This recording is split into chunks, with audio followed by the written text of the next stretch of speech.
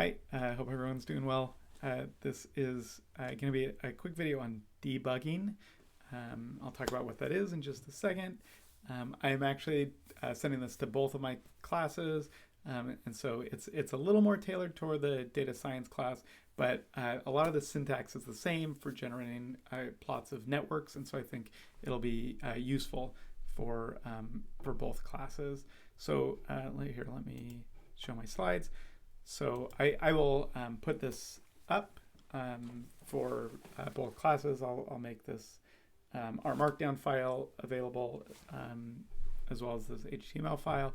But the basic idea of a bug is that, well, my version of why they exist is because people and computers have communication difficulties. You know, just like if you're learning a new language and trying to speak it, like you don't always sometimes you miss things. So people are really good at dealing with ambiguity and with like instructions that aren't quite complete. Computers are not good at that. That they will do exactly what you tell them to do. They'll do it quickly and over again, but they're not very good at dealing with anything missing or anything that's not quite as expected. And sometimes there's a few kinds of bugs. Some of them, many of the ones that you will have encountered so far, the computer just will stop. It'll say, I don't know what to do. I'm not sure what these instructions mean. And so it will throw an error, we call it. It'll stop. Something will show up on the bottom of your screen that says, missing indentation or unexpected character or something like that. Often in R, not very helpful. If I have to be honest, the error comments are not always very helpful. But I'm going to talk today about a few of them and hopefully help you to understand them a little bit. So the process of finding bugs is usually called quality assurance. The process of fixing them, figuring out what part of the code is causing them, is called debugging. And so this is a quick tutorial about debugging. So there are a few different kinds I'm going to talk about. The one you've run into most often is probably syntax bugs. And I'm going to talk about a few different places that I see these in my own code. This is, unfortunately, even if you've been coding for years as I have, you'll still run into all of the kinds of bugs I'm going to talk about. It's less common. A lot of this comes with practice. It's less common that I will forget a parenthesis or a comma, but it definitely happens. And so the first one is commas.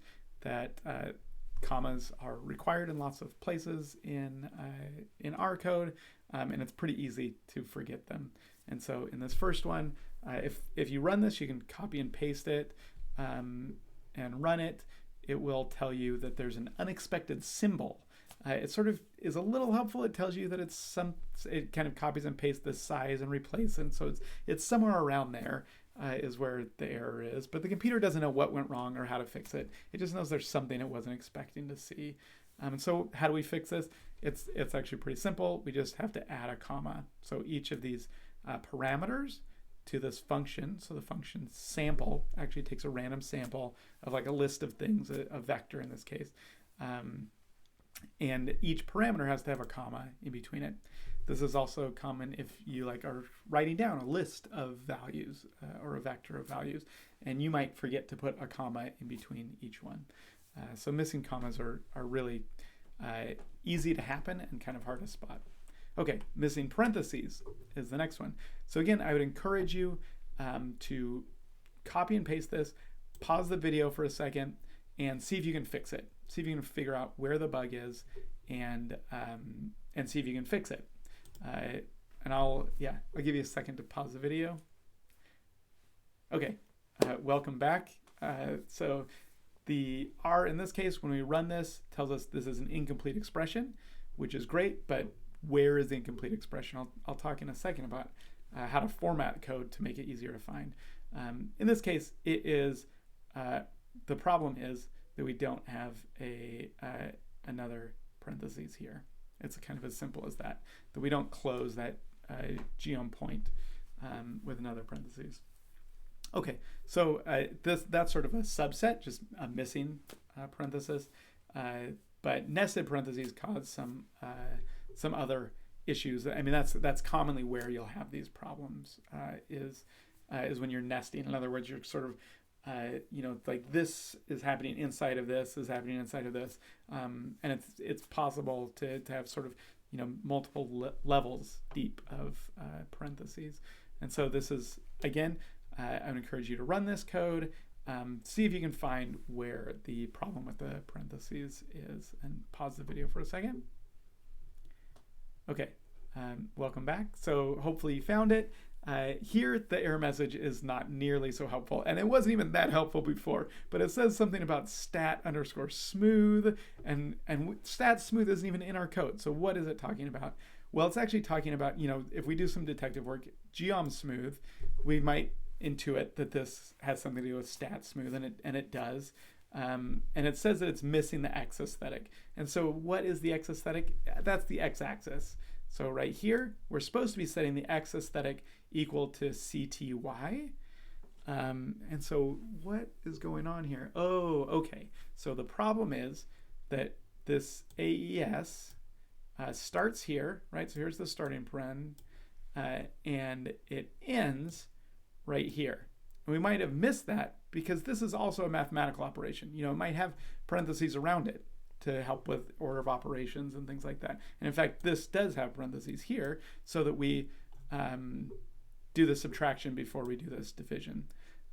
And so what we need to do is take this paren and move it outside. And that way x is still part of this AES, still part of this mapping function. So that's the problem. This is how you fix it, and this is what it looks like once you fix it. So that's very common. And one strategy for sort of avoiding these sorts of parentheses problems is to not write code in the format that I wrote it up here.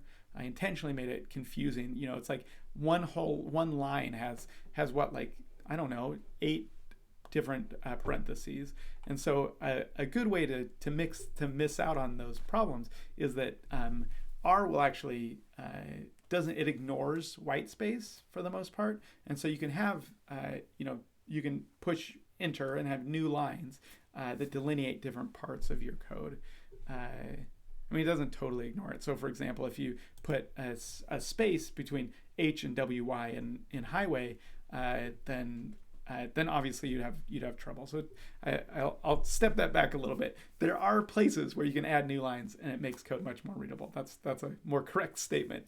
Okay, so for example, this is how that error would have been formatted. And if you're working in RStudio, which you should be, then if you start typing this and push enter, it will automatically indent things correctly for you, or in a smart way.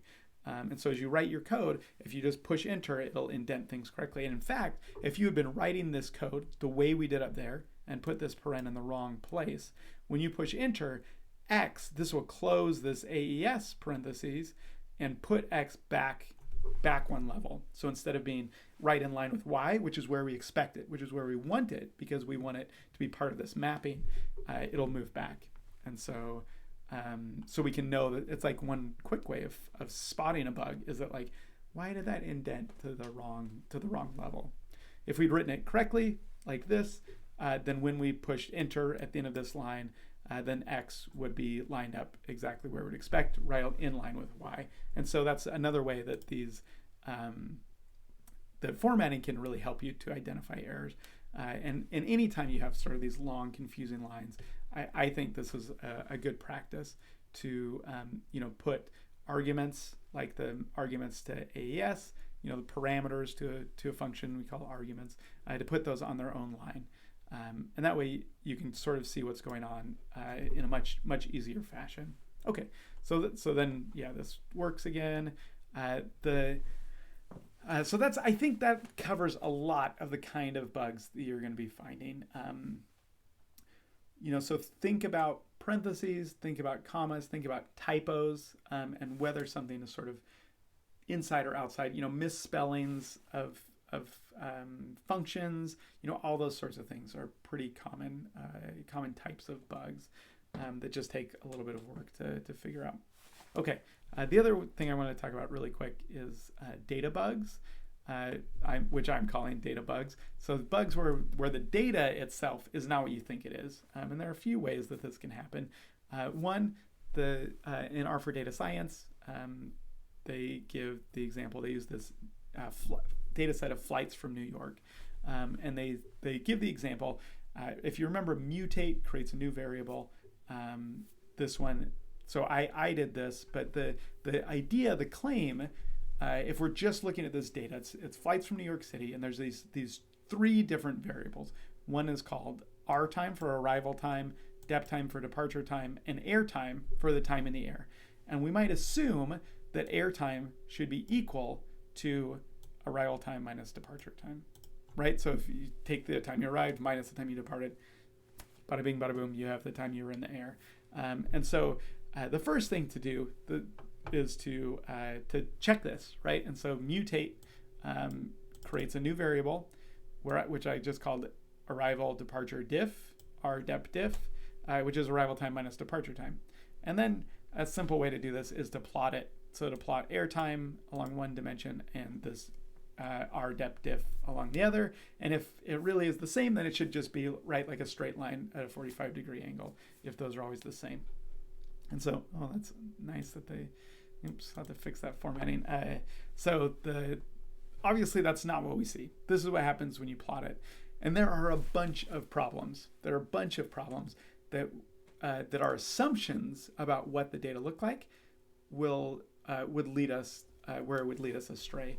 And so the first is that this is negative sometimes. So how could the time in the air be negative? Well, if you left, for example, at 11 o'clock at night and arrive at 3 o'clock in the morning, well, that'll be 300 minus 2300, so negative 2000, right? So it's all of these sort of red-eye flights would be negative because these R time and dep time, you can't just subtract times across days. So that's the first problem. There are lots of other issues though. One is just this idea of subtracting times and getting the minutes. So this air time is the time in minutes that a flight was in the air, but we can't subtract times. 5:30 minus 3:30 is not 200 minutes. It's 2 hours, which is 120 minutes, right? So that's another problem, that we're making assumptions or not thinking clearly enough about what subtracting these things does. And then a few other problems. So these are actually we didn't pay attention to time zones. So this is I'm introducing you to what is, if you continue your programming career, almost certainly to become a pain point, and it is for all programmers everywhere, and that is times. Times, because of time zones, because of like daylight savings time and leap years, times are confusing and cause problems, and dealing with them is almost always a pain. And so this is your first taste of that. There are a few strategies for dealing with it. One is that this thing called UTC, Universal Coordinated Time, Universal Time. I'm almost sure it's UTC. Anyway, Universal Time, which is a time close to Greenwich Mean Time. It doesn't change with daylight savings time. It's sort of like always store your time in Universal Time, and then you can sort of move it to the time zone if you want to display it to someone. So that's the idea. Anyway, that's a tangent, but you can see the problems, right? You can see the problems anytime you're dealing with time across time zones. It can cause big problems. Good. And then finally, one other problem with this data set is that air time only includes time in the air, but your departure time is the time you leave the gate, and your arrival time is the time that you arrive at the gate. And so this will always be longer. So that's the sort of the multiple problems, not only like in the understanding of what sort of operations could be applied to this data, what the data means, what it's measuring, all of these things. And so, and there's lots of ways that this sort of just a misunderstanding of what a variable is, what it's doing, and how you can manipulate it can cause lots of problems. And I think it's important to note that a lot of times these sorts of bugs are ones you never find. The syntax bugs will show up, but these sort of bugs you might never see. You might go on your merry way, assume that you have you have something that really represents the time of a flight, and not ever notice that a bunch of them are negative, right? And so you use this to predict something or to do something else, and you're totally misrepresenting the data. Okay. Oh, sorry, there's kids crying in the background. Hopefully you can't hear. So what can you do to avoid some of these kinds of data bugs?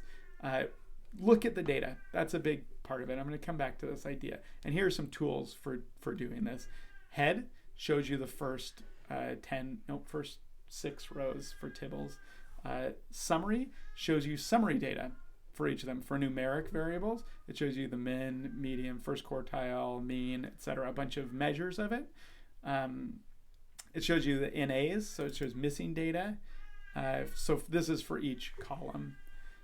And then the other thing you can do is also visualize the data. So this is a way of showing what we call density plots, which are similar to histograms for each variable. And so you may want to do this. You can just copy and paste this code. That's the nice thing about ggplot is you can sort of take the data frame that you're using and just often just replace this very top line with the data frame you're using and everything will work. That's what I did. I just copied this from another website instead of figuring out how to do it again myself. So that's so that's an idea. So this shows this can often be a great way of figuring out if there's like something that went wrong in the data. And so for example, we see that the minute of a flight really peaks at 30. Like, is that what we'd expect? Is that something we might, think is, is weird, etc. So that's some ideas for what you should do, and this can really help to identify where there might be problems in data. The second big class of bugs is things that we cause, where we understand the data and we try and make a new variable and we just mess up. And again, these are things that can slip through and you never find it. So in this case, let's say we want to plot the number of flights per day to Indianapolis.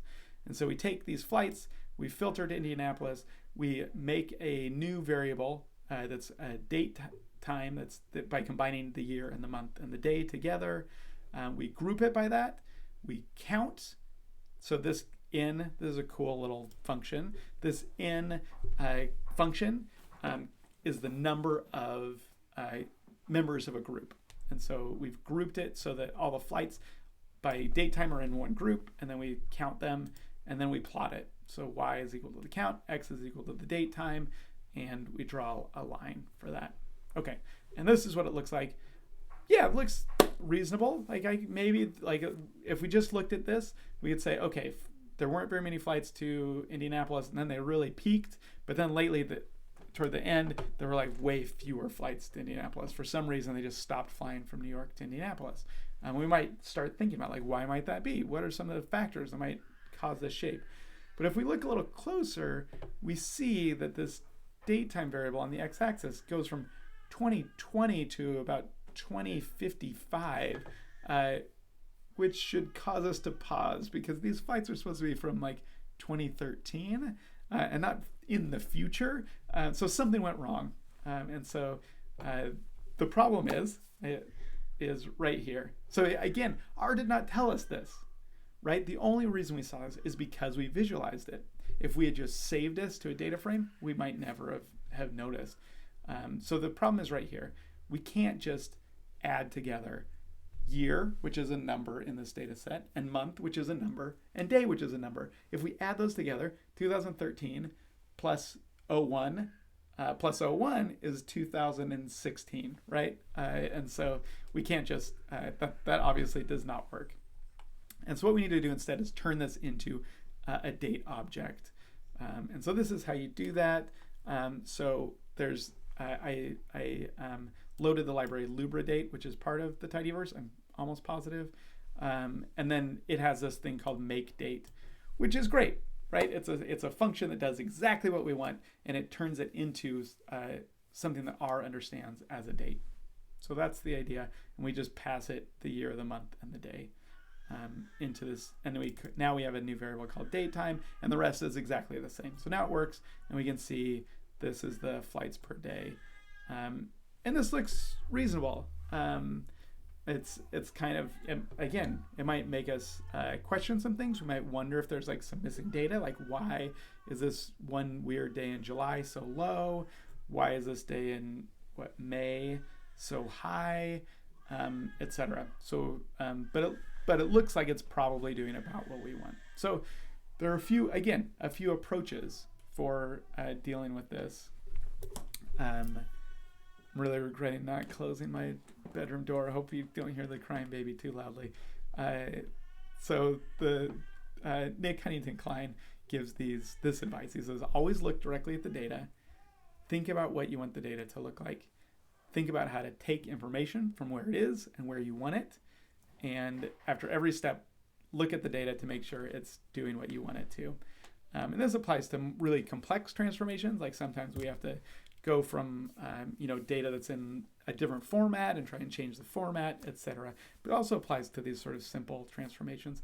And tidyverse actually makes this really easy. So all you can do is just remove the pipe after a line and run the code up above. So Control Enter will do that, and it'll show you what's going on so far up to that line. And so, for example, I just erased the bottom part of this code, but you could leave it there and just run the top part. I take flights, filter to Indianapolis, and then mutate with this date time, and we can see, unfortunately, date time doesn't appear, but I could do something like select it, or if you're in our studio, you can just this will show you like a version of the data table, and you can push the arrow over until you see the date time that you want, and make sure that it looks like you want it to.